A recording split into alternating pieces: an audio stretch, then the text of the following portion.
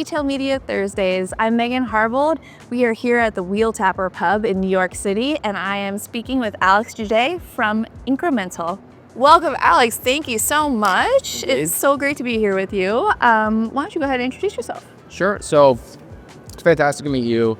Alex, I lead revenue and commerce strategy at Incremental. I've been in this space for a decade now, which is jarring, but here I am. Started my career at Procter & Gamble, spent several years there. Then from there, I left and worked at PacView, actually, for a few years and touched just about every part of that business in some capacity. And a year or so ago, I came across Incremental for the first time and liked what they were doing and the team, and decided a few months ago that I wanted to join the team. So now I'm here at Incremental. It's been about a month, which is it's exciting. Yeah, we're going to talk a lot about Incremental. I'm excited to get into it. Before we do, Sure. Why don't you give us a peek of the week? Personal, professional? Peak of the week. I'm going to hang myself out to dry a little bit. So I very much enjoy reading, and I've always read a lot. I've done a really bad job of that the last 2 years. And I finished a book today on the commute into Manhattan. And so that's my peak of the week. So I did it. I finished a book. I got to get back into Cheers. it. Yeah. Ideally, I'm at least one, if not two books a month. Yeah. And I've been at 0.0 books a month for a while. And so I, checked one off. Got a little positive momentum. Amazing. So that's my, I'll go with that as my peak. Great. Yeah. And then one last quick question. Sure. Where are we and why? Yeah, we are at the Wheel Tapper, which is an awesome Irish pub that is, I believe, in what is the oldest Irish hotel in Manhattan. I could be wrong, don't quote me, but I think that is the case. But it's a fantastic Irish pub, which for me, a true Irish pub with a good pint of Guinness is like the eighth wonder of the world. Yeah. And so I couldn't think of a better place to hang out for a little bit. Nothing better than a Thursday afternoon and Guinness. Hard work for us today. So hard. Awesome. Okay, well, let's get started. Sure. Obviously, we're here to talk about retail media. The world of retail media is super fast growth, a lot of complexity. There's a lot of buzzwords in the space. Incrementality is definitely one of them. It's not on an RFP. It's not on someone's mouth as they're talking about this space. Yep. I would love to hear from your perspective at a company that literally solves for incrementality. Yeah. What is the definition of incrementality? Sure. So, I think if you asked almost everybody in this space, most people revert to the very common traditional definition, which is an event that would not have occurred without some sort of influence, whether that be an ad or whatever it may be. Personally, I don't particularly love that definition because I think it leaves room for nuance that needs to be taken into context. I'll give you an example. So if you were to go on Amazon tonight and buy Tide laundry detergent, and you bought it because you saw a sponsor brand video ad on Amazon, you bought that. In the traditional sense, you would then say well, that was an event that caused you to have that transaction. Generally, most people are that's incrementality, exactly what we're talking about. But what if, in reality, you've been buying Tide for 15 years and you would have bought it at Walmart next week? And so that doesn't really capture incrementality for a manufacturer in most sense. And so the way I like to describe it is incrementality is one of three things. I used to say two. I've been playing with this third one we'll talk about. I'm adding a third one. The first is, did I create a dollar that I didn't have before? Mm-hmm. So that is, if you were an Arm & Hammer shopper in laundry care, and I get you to buy Tide for the first time, that's a dollar that I didn't have before. Or for whatever reason, you just weren't washing your clothes and you're new to the laundry category. Not very many of those people. That's a dollar I didn't have before. The second one, and this is the one that most people largely ignore, especially in the media space, because it's not the easiest to assess, and there's metrics like new to brand, et cetera, that are a lot easier to kind of look at and point to. The second is did I make a dollar I do have today more valuable? And what that means is back to the Tide example is if you did buy Tide Pods, but you typically buy liquid Tide detergent, that has incrementality both from a top and a bottom line perspective for P&G. And that's kind of the second one. Then the third one that I've now added recently, we could debate the semantics of it, is it actually incrementality or not, was it $1 that I was at risk of losing? Because I think that's one that, let's say you're a Tide shopper and you searched Arm & Hammer detergent. If Tide converts you by conquesting Arm & Hammer's term, is it actually an incremental dollar for them? No. But we would all argue that it's probably equally as important, because if they lost your dollar, they would need to come back in and replace it with an incremental dollar for somewhere else. And so what I like to say is incrementality is either $1 you didn't have before, $1 that you made more valuable, or $1 that you prohibited yourself from losing because of some sort of interaction that would not have occurred otherwise, which is then what most people like to use there. And so that's my definition that I like to use. Is like a little more nuanced than what I think most people will say.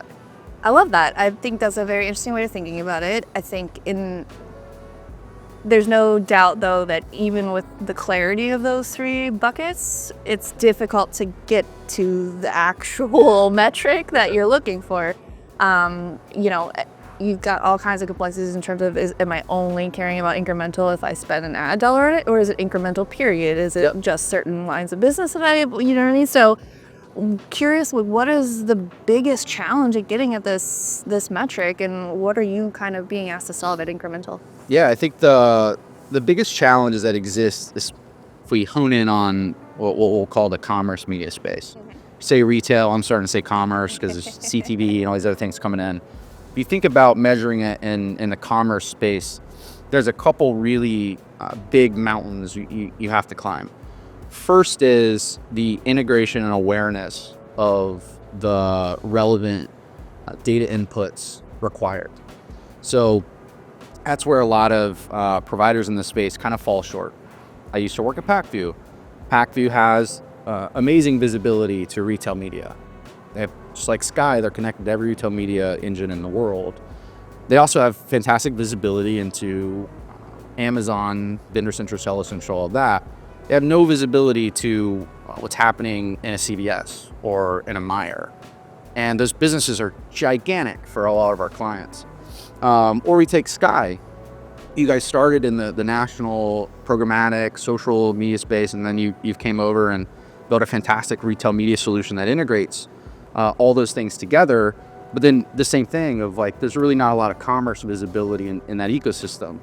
And so you typically have providers who have a view of part of the pie, but not all of it. And that's problem number one, is getting all of the relevant data sources, and we'll place it in commerce, and we're buying retail media.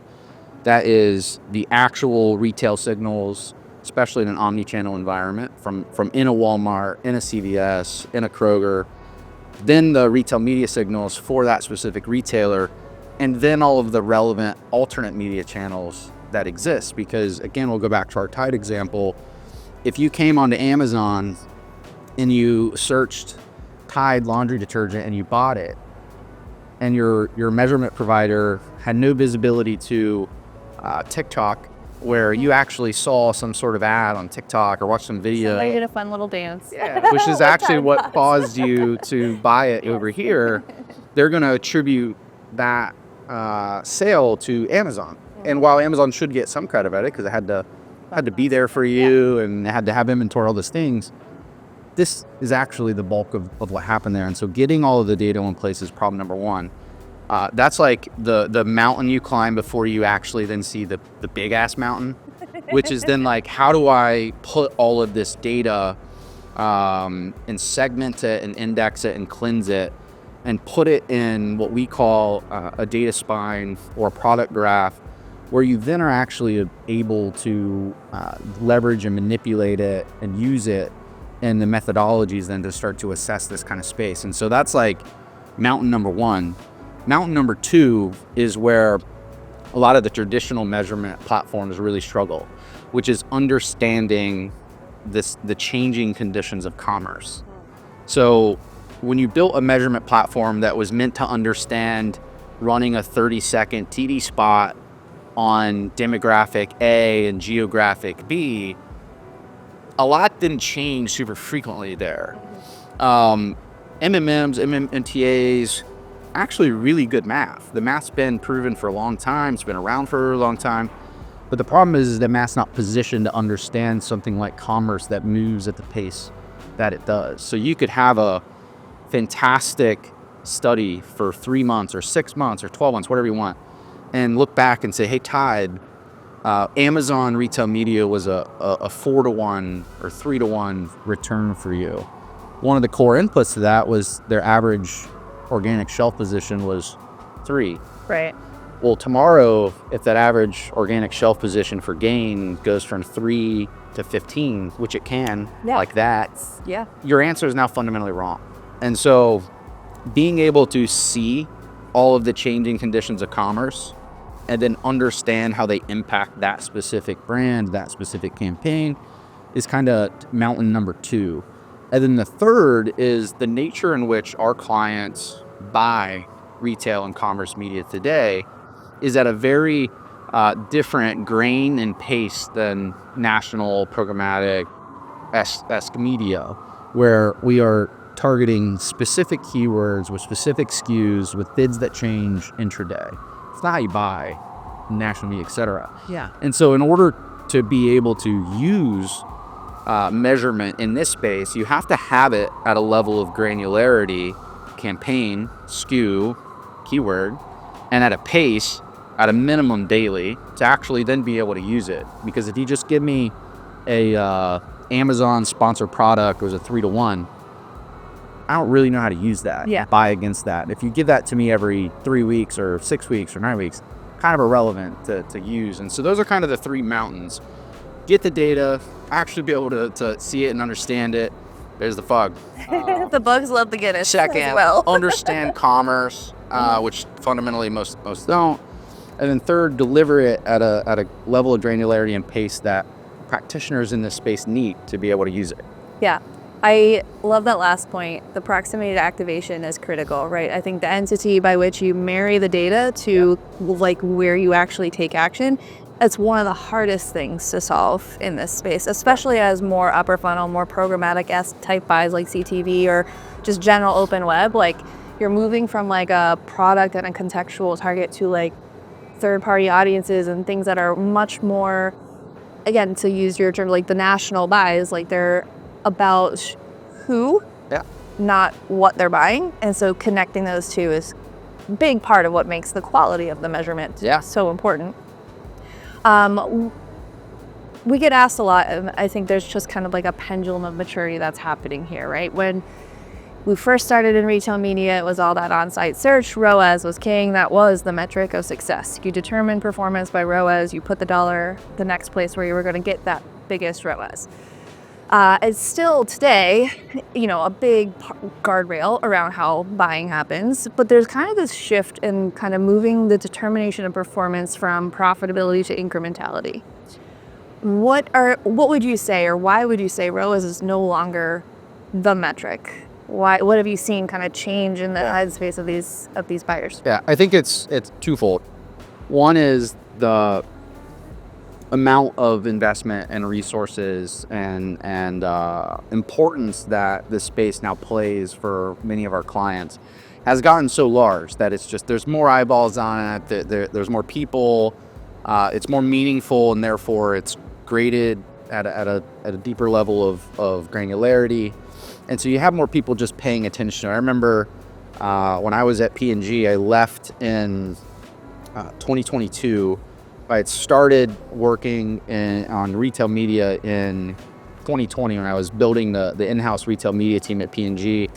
And we were about 6 months into running that. And I was at a bar with one of our finance leaders, and he leaned over to me and he goes, "Hey, I know you probably know this, but the math doesn't math, And I'm like, well, what do you mean? He was like, so ROAS would say this, but when we hold constant all of the other variables in our business, category growth, competitive influence, merchandising levers, our own innovation and distribution, XXX. You've got this bucket up here that we're willing to say is like being influenced by this media piece. That bucket is a hell of a lot smaller than ROAS is saying it is. And so like the math didn't math. However, like that was a problem then, but it was a smaller problem. Now it's gotten to be a really big problem. ROAS itself, let's talk about it. Like it's just got a bad rap. Yeah. It's been asked to play a role that it was never meant to be, right? Like ROAS is actually a decent efficiency metric in terms of like how well you're doing the things you do. Because if you decouple ROAS, you can break it down into a couple things. One is cost divided by return. And so when you look at that, it is average CPC multiplied by the number of clicks that you generate, gives you your cost, divided by how much did you sell. And how much did you sell is largely based on ASP and conversion. And so a number of units. And like, so those four things are actually what's moving ROAS up and down at any given time. Well, none of that really is incrementality. And like, that's not what ROAS should be or should be used. It was just the only metric that we had that was relevant and close enough to trying to measure return. And so people leaned into it. And to be fair, there wasn't anything else available. So, you know, we talk about, you know, digital shelf companies or ad tech companies coming out with some sort of incrementality metric. You guys are working on incrementality. You guys absolutely should have done that. And we were all kind of pulled while I was at PACU, pulled into trying to do that by our clients because there was this giant gap in the market that no one was able to fill. So the MMM providers, et cetera, were like, I can't do that. Like, that doesn't help. And so they needed that. And so it's been kind of pulling everybody in that direction. Well, now we've got people like Incremental who've said, hey, like let's solve this specific problem and build a solution designed to understand commerce, media, and all those levers, and have a product that can. And so now we have better answers. Like ROAS was the best answer we had. We all collectively are now like, no, thank you. We've got a better metric. And so I think it got a bad rep for a long time. It just was used in a way that was unfair for what it was. So speak a little bit about how your customers are using your data. Like we talked about the proximity activation being so critical and one of the challenges to solve. Like what are they actually doing with it? Sure. So our clients are using our solution for kind of three core components. I like to describe it as measurement is the foundation in which we then can build optimization and planning off of. And so the first thing is giving an accurate view of what happened in the past and why did it happen. That's the first thing you need to understand. And so what we provide is a daily campaign SKU level IROI for every campaign on every platform, intelligent of TikTok and Meta and Google, intelligent of what's happening in a Walmart, in a Kroger. And we say, hey, Amazon sponsored product campaign 12 has an IROI of this.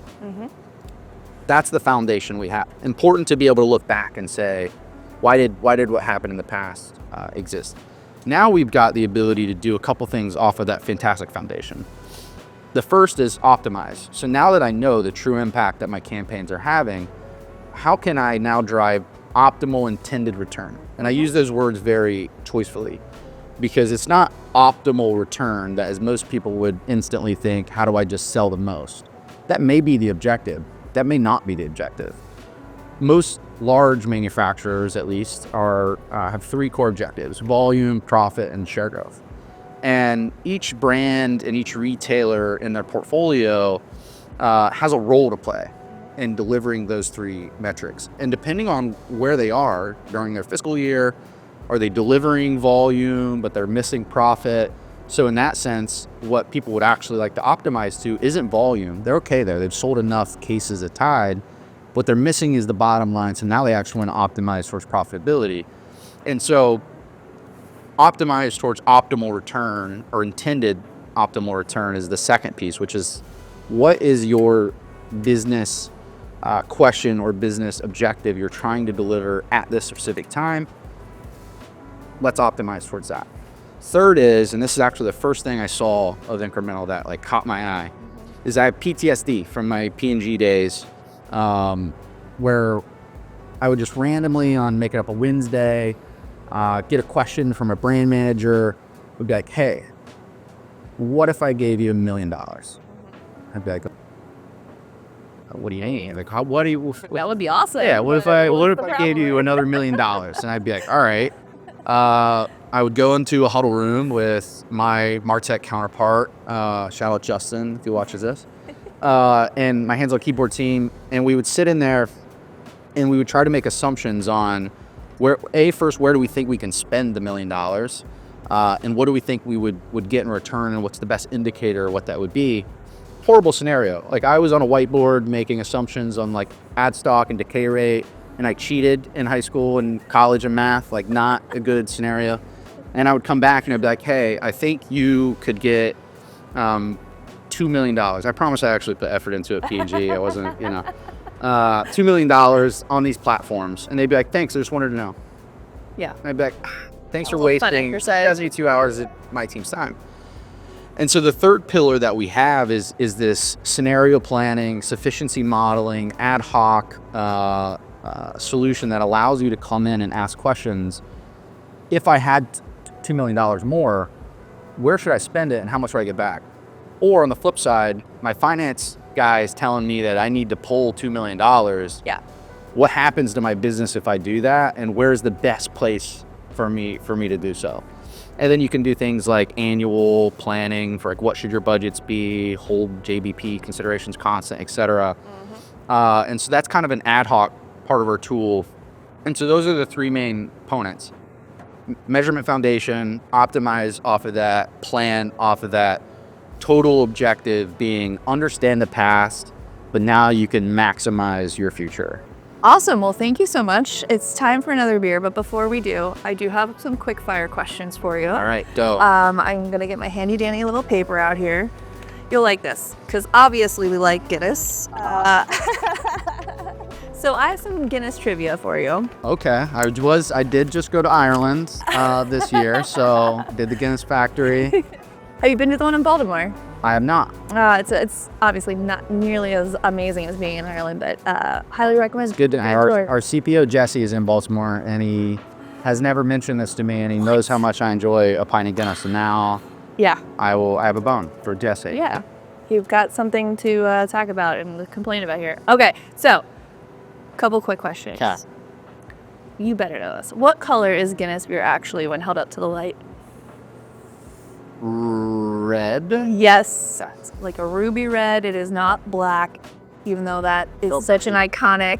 Felt self-conscious about that answer. I felt like I knew it, but I was like, nah, I'm gonna mess this up. We're all gonna judge you so harsh if you no. Just kidding. Okay, this one also hopefully pretty easy. What annual publication was created by the managing director of Guinness in the 1950s and became a worldwide record-keeping book? The Guinness World Record Book. Absolutely. Or is it the Guinness Book of World Records? The Guinness World Records. World Record. Okay. Yeah, I think. That's what I have. ChatGPT may be wrong. What iconic animal has been featured in many of the Guinness advertisements since the 1930s? Toucan. Yes, I did not even know that. When I looked at it, I was like, wow. I only know this because of the amazing memorabilia they have in the Guinness factory. They have the Guinness Museum, and just this nostalgia of Guinness throughout the years, and the toucan is everywhere. Yeah, amazing. All right, last one. Guinness is famously known for its dark color, its creamy head. What is the unique process called that creates the bubbles in the head of the Guinness beer? I should know this. I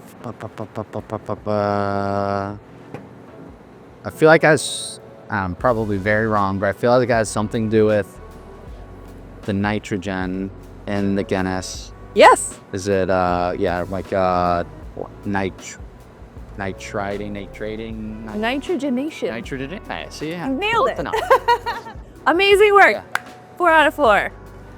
Thank you so much, Alex. This was absolutely a pleasure. I look forward to our next Guinness here in a few moments. Indeed. Thank you.